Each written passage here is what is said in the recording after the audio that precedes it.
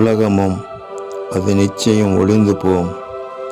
தேவனுடைய சித்தத்தின்படி செய்கிறவனோ என்றென்றைக்கும் நிலைத்திருப்பான் என்று எழுதப்பட்டிருக்கிற வேத வாக்கியத்திற்காக நீங்கள் தேவாதி தேவனுக்கு கொடான கொடி ஸ்தோத்திரங்கள் உண்டாகட்டும்.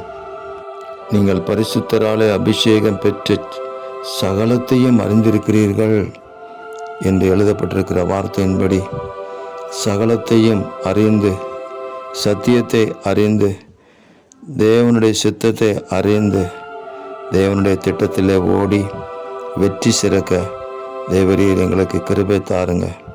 உலகத்தையும் உலகத்தில் உள்ளவைகளையும் பொல்லாங்கனையும் ஜெயிப்பதற்கு தேவ ஆவியின் பலன் எங்களுக்கு நிறைவாக உண்டாக வேண்டும் என்று நாங்கள் ஜெபிக்கிறோம்.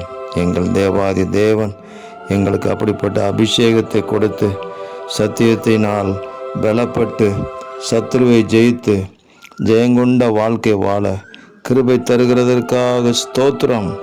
உங்கள் கிருபை எங்களை சூழ்ந்து கொள்ளட்டும்.